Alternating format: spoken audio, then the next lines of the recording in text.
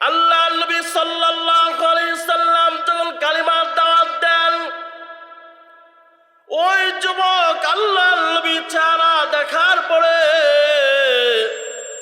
আল্লাহ নবীর কোরআন তেলাওয়াত শোনার পরে, আল্লাহ নবীর আলোচনা শোনার পরে যুবক পাগল হয়ে গেল। আল্লাহ নবী সাল্লাল্লাহু আলাইহি সাল্লামের চেহারা মুবারক আল্লাহ এমন সুন্দর করে বানাইছেন, এমন সুন্দর করে আল্লাহ পৃথিবীর কাউকে বানান নাই। আল্লাহ নবী চেহারা দেখার পরে যুবক পাগল হয়ে গেল। এই যুবক আল্লাহ নবীর কাছে হাত রেখে কালিমা পড়ে মুসলমান হয়ে যায়। এই যুবক যখন মুসলমান হয়ে যায়, এই যুবক শুধু বারবার নবীর কাছে চলে যায়, কারণ নবীর চেহারা দেখলে দিল শান্তি হয়ে যায়। নবীর চেহারা দেখলে দিলের মধ্যে শান্তি লাগে, নবীর আলোচনা শুনলে দিলের মধ্যে শান্তি লাগে। নবীর চেহারা দেখলে খিদার কথা পর্যন্ত বলে যায়। ওই যুবকের নাম ছিল সাদ রাদিয়াল্লাহু তাআলা আনহু। সাদ নবীর কাছে যাওয়ার পরে আল্লাহ নবীর জন্য এমন পাগল হয়ে যান। সাদ কালিমা পড়ে মুসলমান হয়ে যায়। মাও জানে না, বাবাও জানে না, বড় ভাই উমাইর সেও জানে না। সাদ কালিমা পড়ার পরে একদিন সরাসরি তার মাকে বলছে, মা, ও মা, তুমি শোনো, আমি এমন এক ব্যক্তির কাছে গিয়ে আমি নতুন ধর্ম গ্রহণ করেছি। ওই মানুষের মতন মানুষ পৃথিবীতে আর কেউ নেই। ওই মানুষের নাম হলো জনাবে রাসূলুল্লাহ সাল্লাল্লাহু আলাইহি সাল্লাম। আমি নবীর কাছে গিয়ে কালিমা পড়ে মুসলমান হয়ে গেলাম।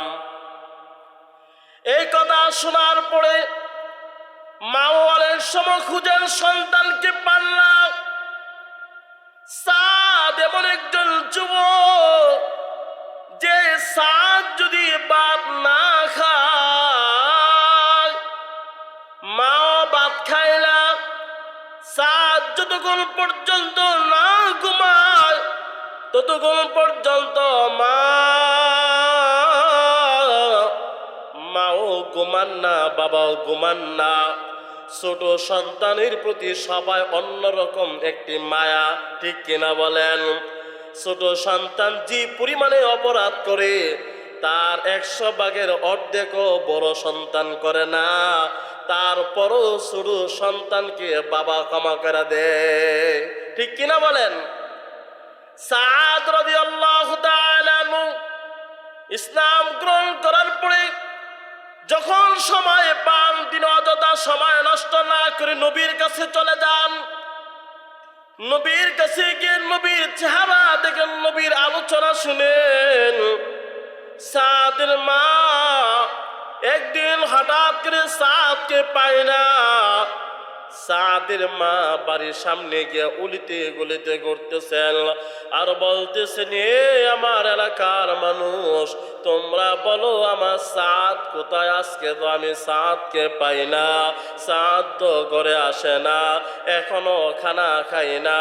সাদের মা পাগলের মতন দৌড়ান, সাদকে পাই না। হঠাৎ করে সাদের মা বলল, বাবা তুমি কোথায় গিয়েছিলাম? সাদ বলেন, মা, আমি আমার নবীর কাছে গিয়েছি। সাদের মা আশ্চর্য হয়ে গেল। সাদের মা বলেন, সাদ,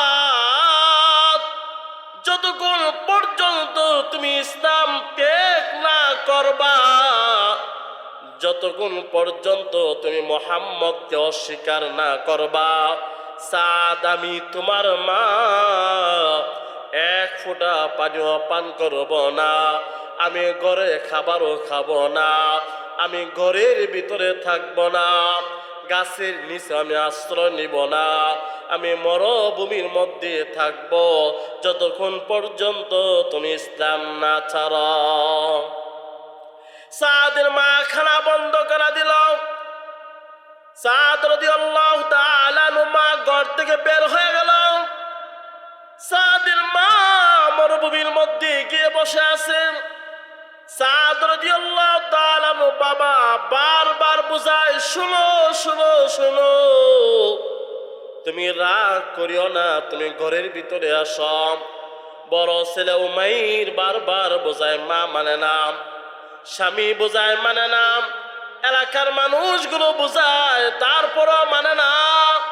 বলে না না, আমার কলিজা টুকরা সন্তান আমাদের বাপ দাদা ধর্ম ছেড়ে দিয়ে সে নতুন ধর্ম গ্রহণ করেছে, এটা আমি মা মেনে নিতে পারি না।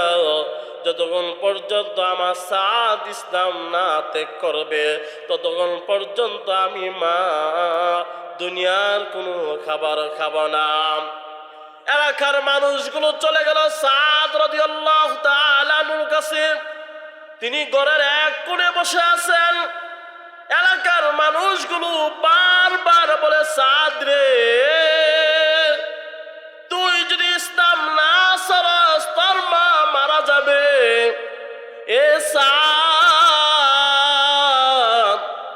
এখনো সময় আছে, তুমি তোমার বাবা মার ধর্মের মধ্যে চলে আসো। 3 দিন চলে গেল, মা পানি খায় না। 3 দিন চলে গেল, মা খাবার খায় না। 3 দিন চলে গেল, মা ঘরের ভিতরে আসে না। 3 দিন চলে গেল, মা রাত্র ঘরের মধ্যে আসে না।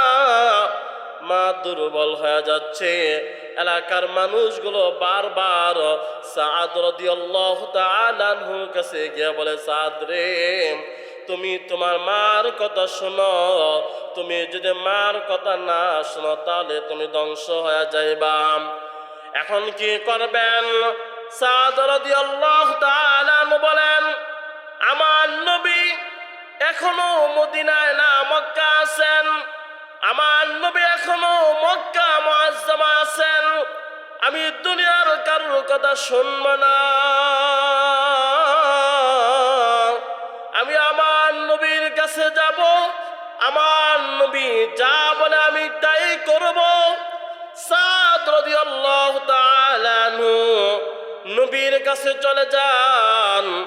নবীর কাছে যাওয়ার পরে গিয়ে বলেন, ওগো আল্লাহর নবী, আমি আপনার উপরে ঈমান আনার কারণে, আল্লাহর উপরে ঈমান আনার কারণে, ওগো আল্লাহর নবী, আমার মা 3 দিন হয়ে গেল এক ফোঁটা পানি পান করে নাই।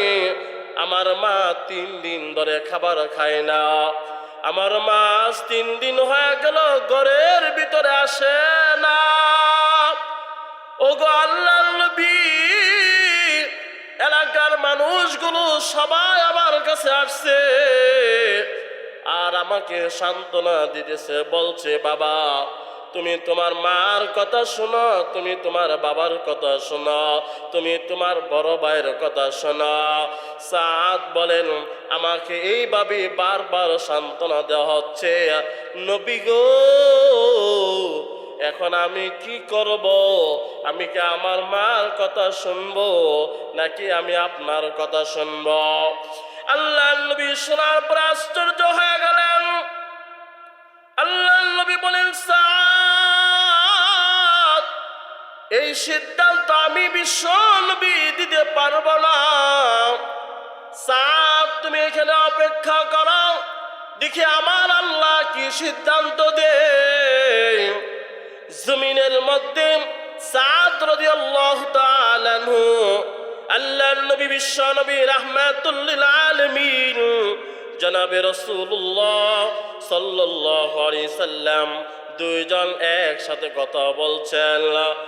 আরশে আজিমে আল্লাহ, আরশে আজিমের মালিক আল্লাহ। আল্লাহ দেখার পরে জিব্রাইলকে বলেন, হে আমার জিব্রাইল, আসো আসো, তুমি আমার নবীর কাছে একটি আয়াতে কারিমা নিয়ে যাও। বলেন না আল্লাহু আকবার, আরো জোরে বলেন আল্লাহু আকবার। জিব্রাইল তুমি আয়াত নিয়ে চলে যাও। আল্লাহ রাব্বুল আলামিন আয়াত নাজিল করে দিয়েছেন। সে আয়াতের পরিচয় হলো সূরা আনকাবুত, কোরআনুল কারীমের 29 নম্বর সূরা, 20 নম্বর পারা, হাফিজে কোরআন শরীফের 16 নম্বর পৃষ্ঠা, 4 নম্বর লাল, 8 নম্বর আয়াত। রব্বি কারীম বলেন, ওয়াসাইনাল ইনসানা বিওয়ালিদাইহি হুসনা ওয়া ইন জাহাদাকা লিতুশরিকা বি মা লাইসা লাকা বিহি ইলমুন ফালা তুতিউহুমা ইলাইয়া মারজিউকুম ফাউনাব্বিউকুম বিমা কুনতুম তা'লামুন। কে আয়াত নাযিল করছেন? জুড়ে বলেন না, কে নাযিল করছেন? আল্লাহ আয়াত নাযিল করছেন। নবী আমার শুনেন, সাদ ইসলাম গ্রহণ করার কারণে এলাকার সমস্ত মানুষগুলো সাদকে চাপ সৃষ্টি করছে ইসলাম ছেড়ে দেওয়ার জন্য। নবীগো আপনি শুনেন, আপনি সাদকে জানায় দেন, সাদকে আপনি জানায় দেন, সাদ তোমার মা দিন সম্পর্কে এলেম নাই, তোমার মা তো জানে না, শিরিক করলে ইমান দেখে না, তোমার মা তো শিরিকের কথা বলছে, শিরিকের কথা। আমি তো কাউকে জান্নাত দিব না যদি শিরিক কোনো গুণ থাকে, শিরিকের গুণ যদি কোনো বান্দার মধ্যে থাকে, আমি আল্লাহ তাকে জান্নাত দিব না। নবীকে আপনি জানায় দেন, সাদকে বলে দেন, সাদ তুমি তোমার দ্বীনের উপরে অটল থাকো, দ্বীনের জন্য, ইসলামের জন্য, নবীর জন্য। এখন তুমি তোমার মার কথা শুনতে পারবা না। বলেন না সুবহানাল্লাহ। কোন মা, কোন বাবা যদি ইসলামের শরীয়তের বিরুদ্ধে কোনো কথা বলে, তখন বাবা আর মার কথা মানা যাবে না। ইসলামের বিরুদ্ধে কথা বললে, ইসলামের বিরুদ্ধে যদি কথা না বলে, বাকি সমস্ত কথা বাবা আর মার কথা মানতে হবে। সাদ সম্পর্কে যখন আল্লাহ আয়াত নাযিল করছেন, সাদ রাদিয়াল্লাহু তাআলা বাড়িতে আসলেন। বাড়িতে আসার পরে সাদের মা তো ঘরের ভিতরে নাই, সাদের মা তো বাহিরে মরুভূমির মধ্যে বসা। সাদ রাদিয়াল্লাহু তাআলা আনহু বয়স ছিল 17 বছর। সাহাবীদের মধ্যে তিনিও ছিলেন 17 নম্বর সাহাবী। সাদ রাদিয়াল্লাহু তাআলা আনহু মার কাছে আয়েশা বলেন, মা তোমার মতন আপন তো পৃথিবীতে আর কেউ নাই, বাবার মতন আপন পৃথিবীতে কেউ নাই। যুবক আজকে তোমরা যাকে আপন বলো, তারা তো তোমার আপন না। এই দুনিয়াতে বাবা মার চাইতে আপন এই জমিনে আর কেহ নাই। ঠিক কিনা বলেন? দুনিয়াতে যাদেরকে তুমি আপন বলো,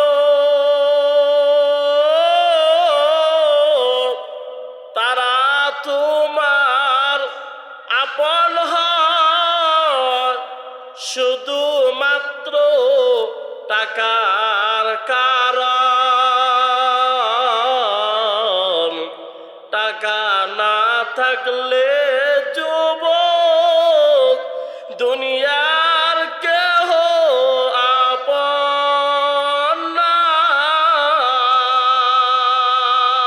ঠিক কিনা বলেন?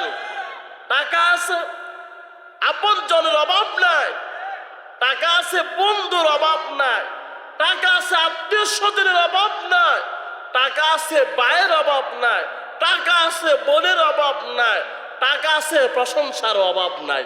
ঠিক কিনা বলেন? টাকা না থাকলে বাবাও সন্তান দেখতে পারে না, টাকা না থাকলে মাও সন্তান দেখতে পারে না। যে সন্তানের টাকা আছে বেশি, ওই সন্তান বাবা মার কাছে প্রিয় বেশি। ঠিক কিনা বলেন? আল্লাহ তো টাকা দেখেন না, আল্লাহ মানুষের দিল দেখেন, আল্লাহ মানুষের ঈমান দেখেন, আল্লাহ কারো চেহারা দেখেন না। বেলাল হাবশী রাদিয়াল্লাহু তাআলা আনহু টাকা ছিল না, চেহারাও সুন্দর ছিল না, বংশ ভালো ছিল না, তিনি ছিলেন একজন গোলাম। একজন গোলাম যে বেলাল হাবশী রাদিয়াল্লাহু তাআলা আনহু, এমন দাম, এমন দাম, এমন দাম, তার মতন দামি তো আর কেউ নাই, তার মতন দামি তো কেউ নাই। এখানে তো বিশাল বড় ঘটনা, ওইদিকে তো যাওয়ার সময় নাই।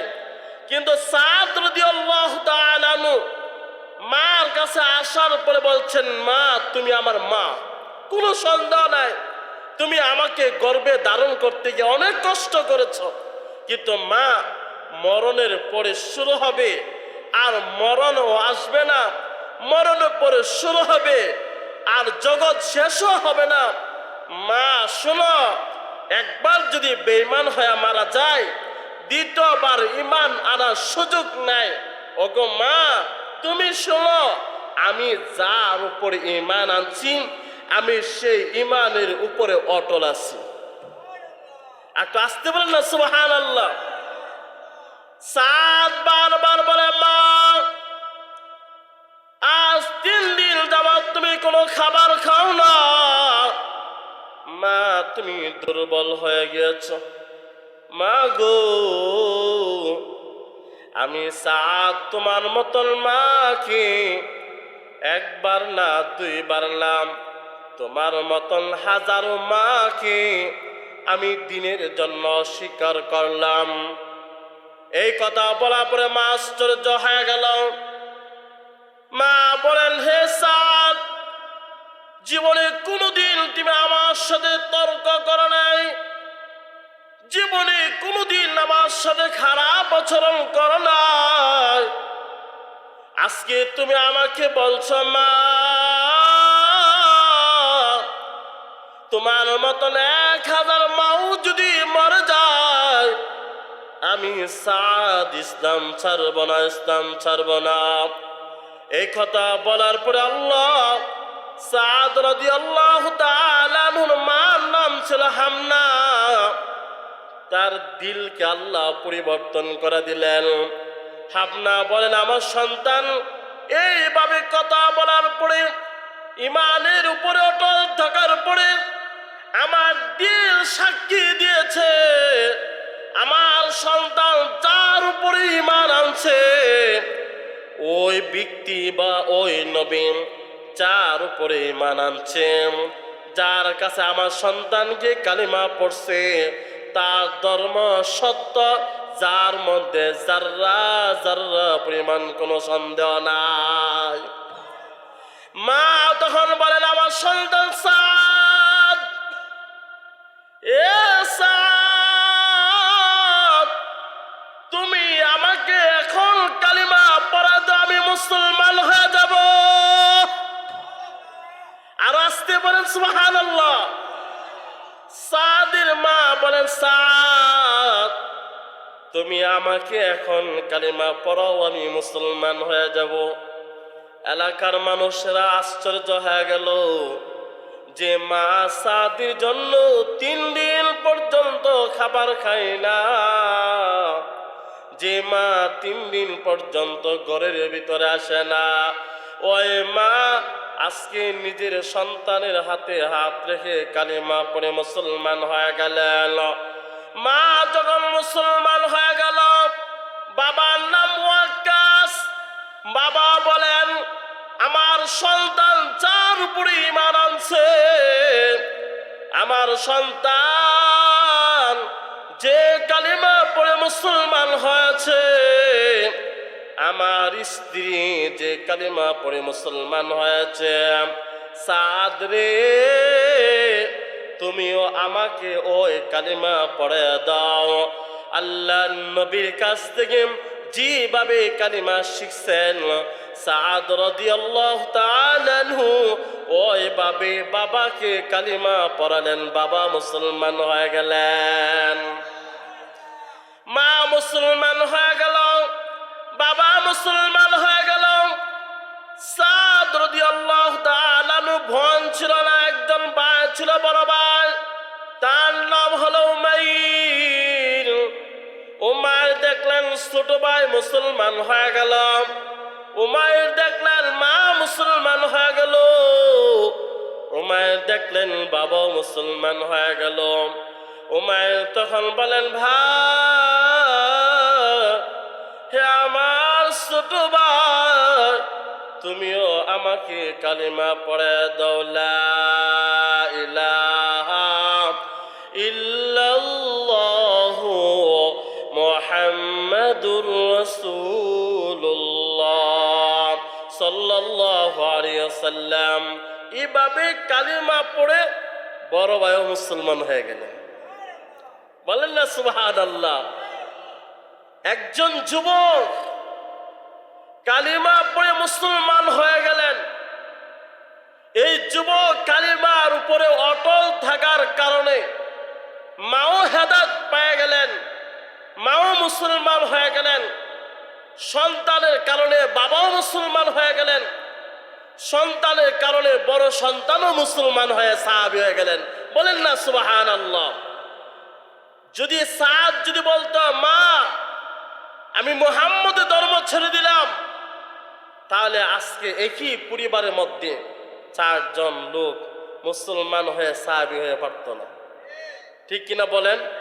শুধু একজন যুবক ঈমান আনার কারণে, ঈমানের উপর অটল থাকার কারণে আল্লাহ রাব্বুল আলামিন তার পরিবারের সবাইকে দ্বীনের জন্য কবুল করে নিয়েছেন।